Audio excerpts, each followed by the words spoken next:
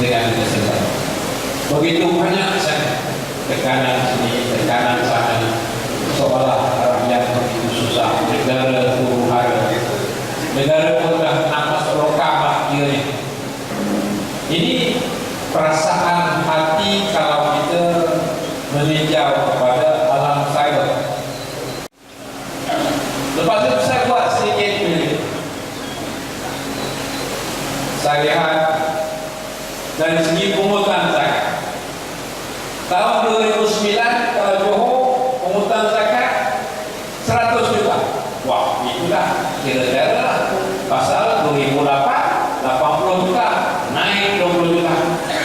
Tahun lepas 2015 sudah jadi, saya tengok mata yang saya nak apa berkata silap. Tahun 2015 239 juta.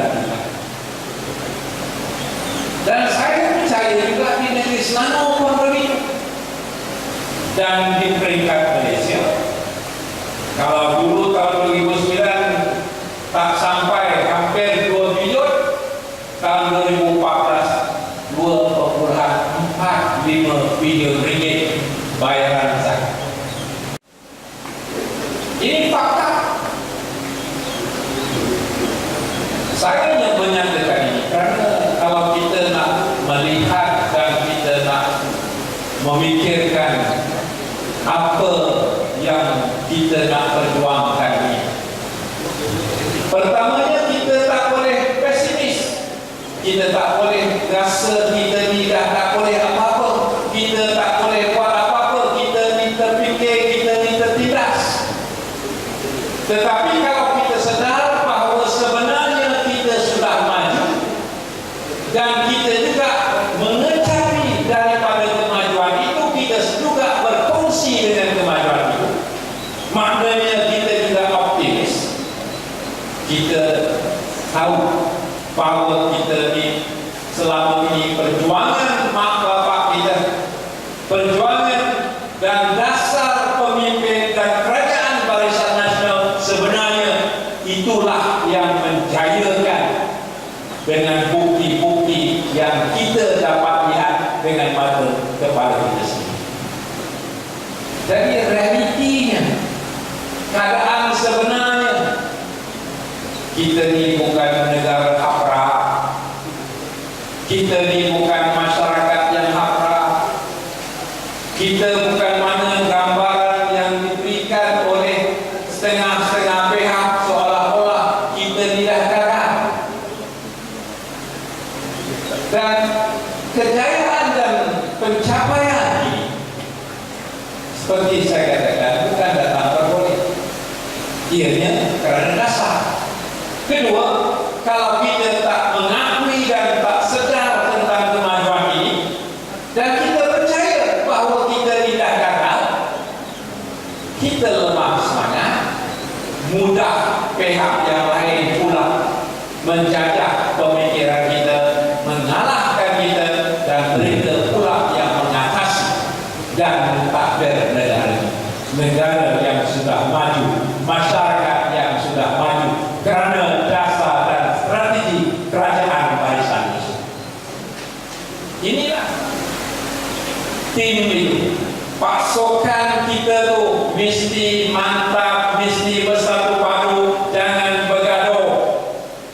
Jemaah kita mesti kuat. Betul, nomor satu, jemaah kita mesti kuat. Kedua, jangan banyak sangat fikirkan soal jemaah, tapi tumpu juga kepada soal karya. Kerana karya inilah yang akan memberi sokongan kepada usaha kita dalam pilihan raya yang akan. Dua-dua saja. Jaga jemaah. Jangan sebut siapa nak jadi bilal, siapa nak jadi imam, siapa nak saf depan, siapa nak saf belakang, tarik topik. Tak, jangan. Jaga jemaah. Dan jangan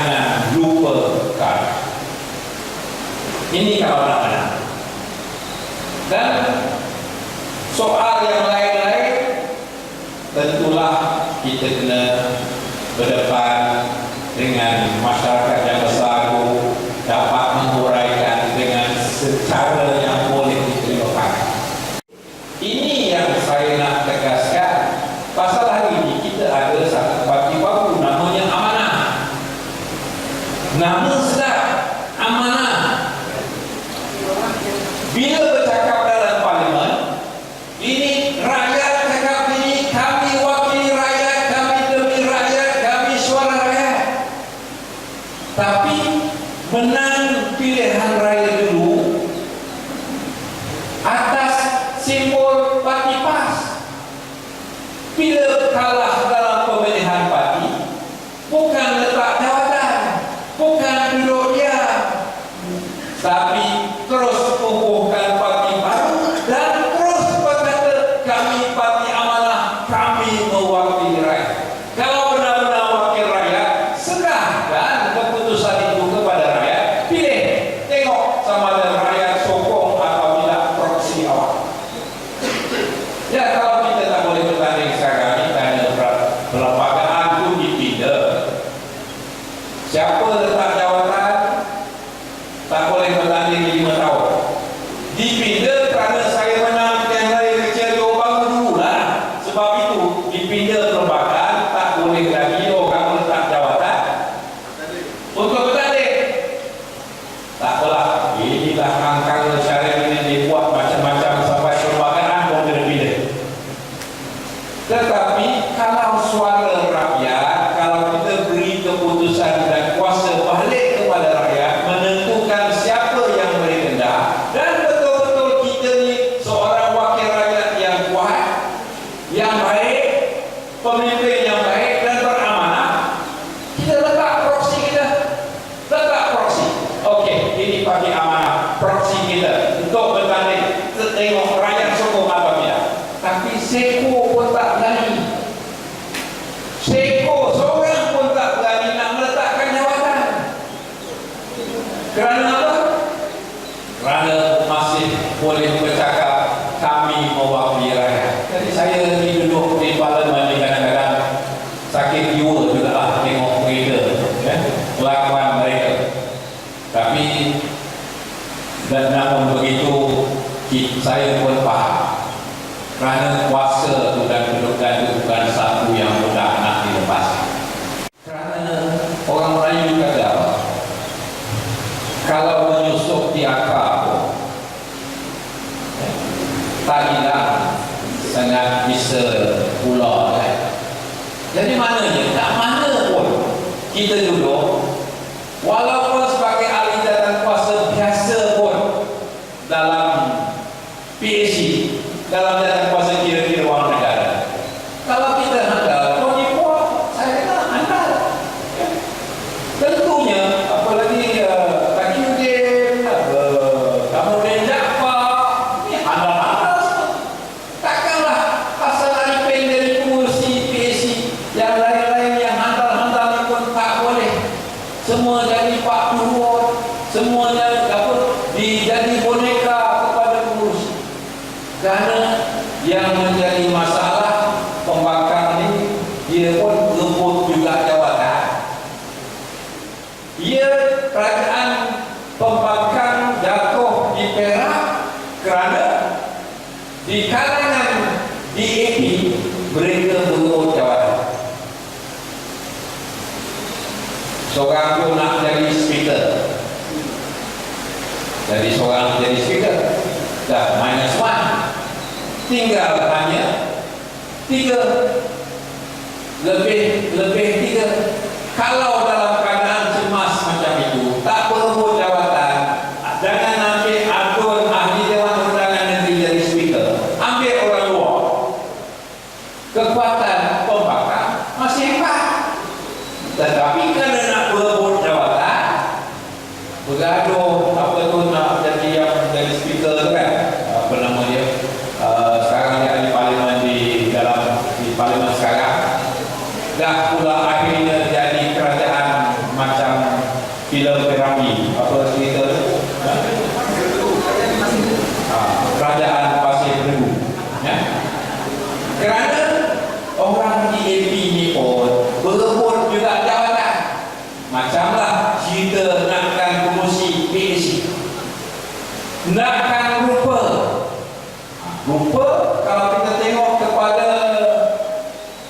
Wan Eng.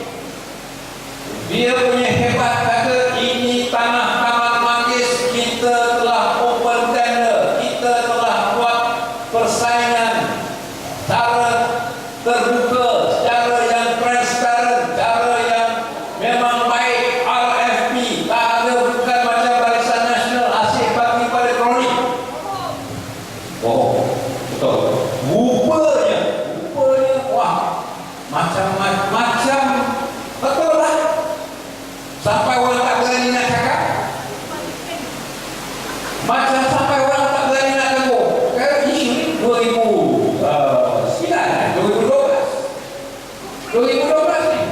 Ini 2016. 4 tahun tak berani orang tegur. Orang tegur, bertalut, orang cakap bertalut kerana tokong cakap ini open tender. Rupa-rupanya open tender tu hanya boleh, hanya rupa nak mengabui mata orang, kata open tender. 4 company yang mengambil bahagian, 3 pun dah nak hampir bankrupt. Yang menang KLIDC, yang menang ni pun nak jual kepada syarikat Amerika, sebuah company Amerika syarikat. Lim Wan Eng pun kata tak.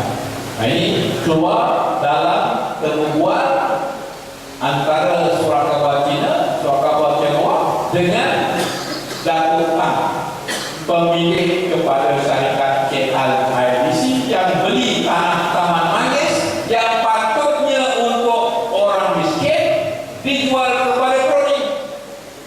Surat Khabar tanya Datuk Tan, Pang Lipun macam mana? Oh, Pang Lipun dulu dia saya punya pekerja, sekarang sudah jadi business partner saya. Maknanya sudah ada hubungan kait antara Datuk Tan yang menjadi pemodal kepada KLIDC, beli tanah 11 juta, beli tanah yang patut buatkan pembangunan rumah kos rendah, dan juga Pang Lipun yang jual rumah banglo kepada Lim Wan Eng dengan diskaun sebanyak 1,4 juta lebih kuatkan. Kalau Lim Wan Eng dapat diskaun, rumah tu dibeli oleh pihak DAP. DAP yang menjadi pemilik rumah, DAP yang dapat diskaun, itu dah tak jadi masalah kerana itu political donation. Tapi dia beli kerana isteri dia suka sangat rumah tu, walaupun tertakut kata feng shui tak baik, itu kepentingan peribadi. Dia yang dapat faedah daripada diskaun itu yang diberi oleh Pang Lipun yang menjadi partner dengan Datuk Tan yang membeli KL tanah Taman Manggis dengan harga yang kurang. Murah mahal tak menjadi masalah. Yang penting kepada saya, ini semua permainan mementingkan rupa, bukan mementingkan isi dan hasil. Dan ini ialah pembangkang dan tetapi yang juga kerajaan di negeri Selangor. Saya kata saya suka kepada dasar-dasar dan strategi pembangunan Datuk Seri Najib. Saya tak suka Datuk Dr. Mahathir bukan kerana saya tak suka dia secara pribadi, kerana saya tak bersetuju dengan dasarnya. Dasarnya apa untuk Dr. Mahathir? Pertama, semua harus dibangunkan di Kuala Lumpur. Semua harus diwujudkan jutawan-jutawan supaya ada limpahan ke bawah-bawah ni, akhirnya orang bawah pun datang. Ini teori limpahan. Dari segi ekonomi, memang ada pihak yang kata kalau kita nak bangunkan negara, antara caranya ialah spill over, limpahan. Nak ditolong ialah orang bawahan. Datuk Najib pada saya orang yang faham perkara ini, sebab tu dia ada break, dia wujudkan break. Dan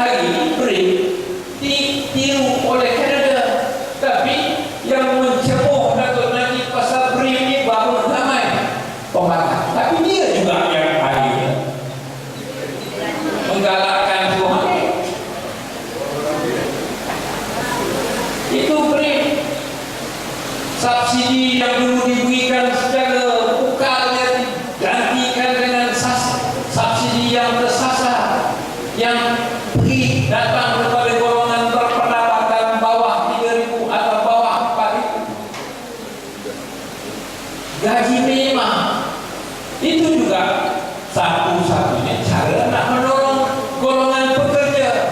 Ini semua Dr. Mahathir tak setuju. Pasal tolong orang bawah, pembangunan yang lebih seimbang, bukan hanya Kuala Lumpur, Johor Bahru juga dibangunkan. Inilah yang saya sokong, bukan kerana Datuk Najib pribadi, tetapi kerana dasar-dasarnya. Dan ini yang kadang-kadang kita terlupa. Kita fikir senang sangat, lebih senanglah kalau kita butuh pribadi dia daripada kita lihat kepada dasar-dasar dia.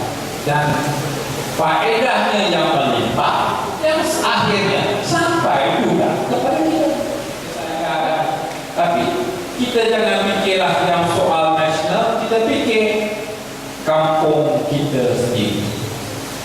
Kita fikirkan apa? Kita fikir jauh-jauh susah. Kita fikirkan kampung kita sendiri. Kita kenal sesama kita. Kita kerjasama. Kita wujudkan pasukan perasaan, satu pasukan, satu tim, satu jemaah. Dan kita bantu, jangan lupa pula yang kaya di bawah itu yang akan menentukan sokong